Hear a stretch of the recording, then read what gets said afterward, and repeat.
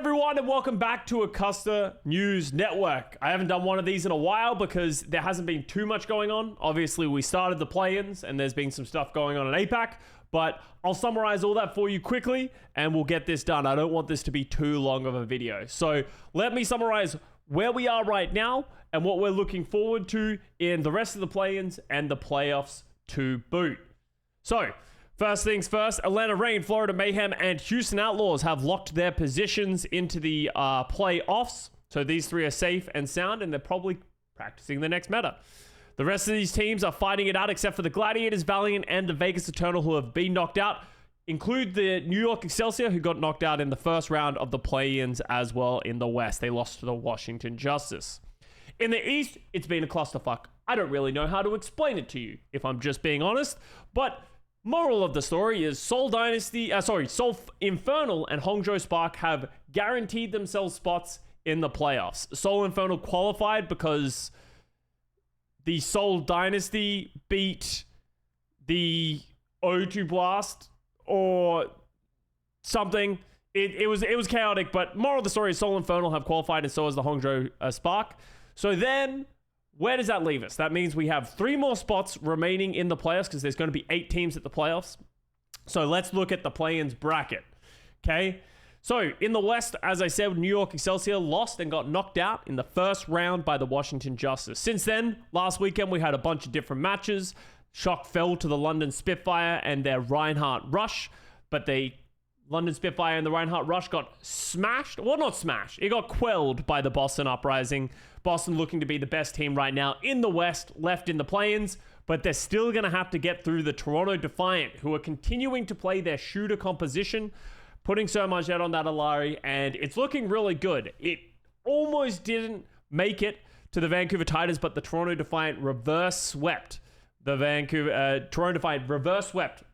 Titans.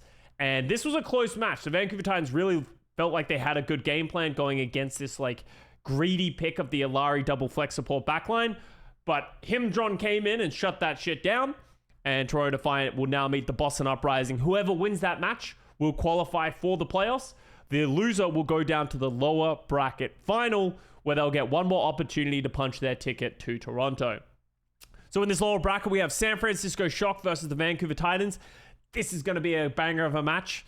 I think Vancouver look really strong, and it's hard to gauge the Shock because they just got boomed by the London Reinhardt Rush, which Vancouver isn't going to play. So this is going to be a great matchup. Definitely keep your eyes out for this one. I'm putting my money on the Vancouver Titans. I think they just look like a more well-rounded team that seems to have a better game plan. Shock look a little boomed, if I'm being honest. And I think London Spitfire is going to get over the Washington Justice. I think the rush is going to be too hard for the Washington Justice to be able to get through. And Alpha Yi is not going to be able to single-handedly carry that team. You need great coordination to shut down the Reinhardt Rush. And I just don't think Justice have that.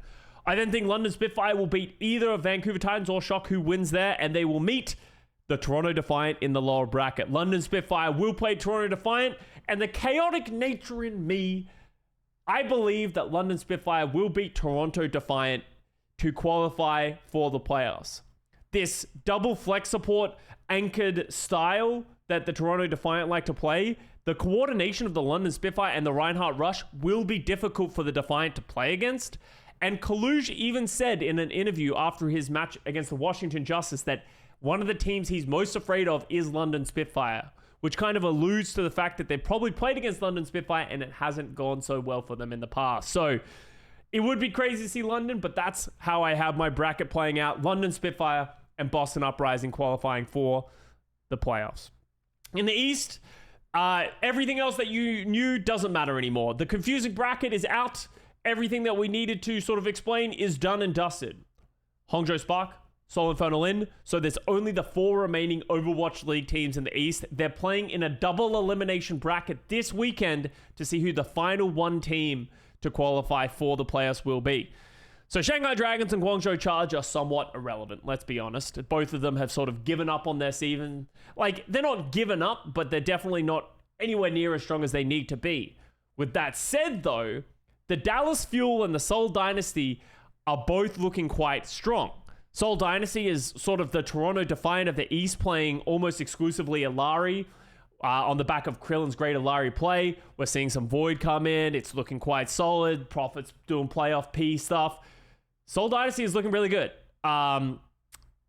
Wait, did I mix up what team Void is playing for? No, Void plays for the Dynasty, right? Yeah, Void has been coming in to play the Jungle Queen. What I do remember, though, is Bellis, Rhea, Orisa has gone crazy lately as well. So Soul Dynasty have two different looks. They can play the Junker Queen rush if they want to, but Bellis, Rhea, Orisa is also sort of starting to hang a little bit. So Soul Dynasty might be peaking at the right time. But the Dallas Fuel are no joke. And as much as we feel like Dallas Fuel is sort of falling off right now, and people are like, oh, Dallas Fuel haven't been playing so well, they only have been losing to the Hangzhou Spark. Hangzhou Spark are the secret weapon. The Gushwei Doomfist is the secret sauce that they needed to shut down Dallas Fuel. I'm kind of curious to see how Dallas will do against a different team that isn't the Hangzhou Spark, who are playing this like Doomfist Winston setup, who seem to counterpick Dallas over and over again. Maybe we'll see some of these other teams in the play-ins, like Shanghai Dragons, do the same thing against Dallas, but I highly doubt it. I expect Dallas and Seoul Dynasty to meet in the upper bracket final, and then everything else of the bracket doesn't really matter to me. I think Shanghai, Guangzhou could go either way. Depends on the meta that they're playing, but I expect Dallas and Seoul to also meet at the qualifying match at the very end as well. My money is on the Seoul Dynasty. I think Seoul Dynasty has been playing really well. I think they have multiple looks with Void and Bellis Rhea. I think Krillin's been playing well in the Alari, and I don't know if Dallas Fuel in their current state are going to know how to beat it. It could go either way, and it'll be interesting because there have been rumors going around with the patch that we could be in a Zaya meta. The patch notes that came through in the midseason madness have had a huge substantial buff to Zaya. The projected barrier, so the barrier that Zaya gives away, so you obviously have two charges, you can use it on yourself or give it away. If you use it as a projected barrier and give it away, the barrier now has 25 more health, has a 2-second less cooldown on your bubble charge, and the size is also increased by 15%. So as far as we're aware, this is the patch that is going to be played in the playoffs. This midseason patch will be getting integrated. We haven't heard anything to sort of contradict that thought. So we're expecting Zaya to be coming into the playoffs, and that sort of changes everything. There have been rumors going around from, oops, I thought I pulled up this tweet, but I haven't. Varuna is our resident leaker that has been sort of popping off lately in the Overwatch League this season. And she has, they have been saying, that Zaya, Genji, Sojin, Bap, and Lucio seems to be the meta. Okay? I don't know if this is valid or where the sources are coming from, but that would be very good for certain teams. Particularly if we go back just a minute and talk about the Dallas Fuel. You can get Hanbin on Zaya, Sparkle on Genji, Edison on Sojin, and then Bap Lucio, Bliss on Lucio, MCD on Bap. That's a good meta for the Dallas Fuel. So if they can manage to get through these final play-ins, get to the playoffs, Dallas Fuel could be a team to beat and could have a miracle run through the playoffs, which would be hilarious. But it would also kind of be hilarious. Dallas Fuel fans, don't hate me. If the meta comes perfect for Dallas and Dallas just doesn't make it, maybe that's the masochist in me and just wanting to get some more hate from Dallas fans. But that could be happening. Something else that is on the horizon with everything that's been going on with this Zaya patch is hasn't really happened in the past because generally all the best players have been on the best teams, but it seems like there is an opening that Overwatch League teams are going to be able to sign contenders players or sign players for just the playoffs at the last second. So there are some great players who are playing in contenders. The Florida Mayhem has actually been rumored to potentially be signing Who Are You? They also made this cryptic tweet, or just a fucking weird tweet in general. She lunatic on my high till I apex, which it's time to stop cooking. Let's be honest. Let's not give Avast the keys to the social media anymore. But it could also be that they are rumoring that they are getting Who Are You, because Varuna also had a tweet that said, "Who the fuck are you? Greetings from Florida."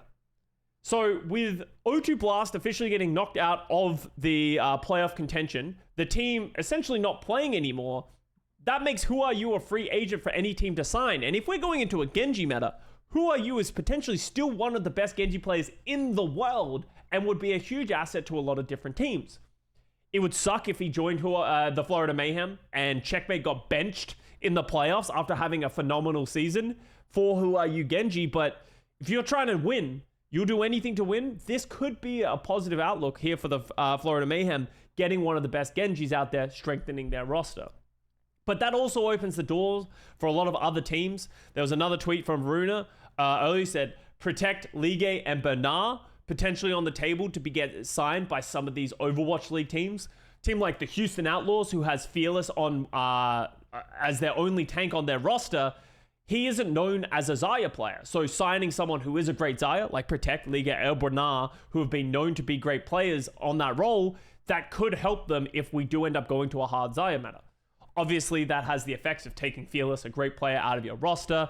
It's not always going to be beneficial for some of these teams, but right now the door seems to be open for these teams to sign these players, which kind of, I'm going to be honest, I don't really like. I feel like it opens the door for all the storylines that we've built throughout this entire season for the playoffs. You know, Fearless is the solo tank for the Houston Outlaws. Maybe they're not as flexible as they need to be. It kind of just invalidates all of them because you can just sign a player at the final hour, especially weird for players like Who Are You, who literally just competed to qualify for the playoffs. How are they eligible to get signed to an Overwatch League team if they almost were at the playoffs themselves? Like, it feels like there's a lot of weird lines that are being crossed, but those are the rules. Teams are going to exploit them. And honestly, if I could see Who Are You at the final playoffs at the very end, I'd be down, but it would be sad for Checkmate. So I'm kind of happy and sad for everything that's going on right now. But that's pretty much everything you need to know as we get towards the end of the play-ins and moving on to the playoffs. Let me know what you guys think in the comments of how do you feel about some of these players getting signed? Who do you think would benefit the most from these signings as well? Who would be the best team to receive Who Are You going into the playoffs? Who needs a Zaya player more than everybody else? Because obviously we talked about the top three, but there are a lot of other teams that are sort of filtered down, teams that are about to qualify for the play-ins that could use some of these players as well. So let me know what you guys think. Love you all. I know we're getting towards the end of this season. We're almost there. It's going to be great getting to the playoffs, seeing some of you in person at the Toronto. So make sure to like, subscribe to the channel. Love you all, and I'll see you guys next time.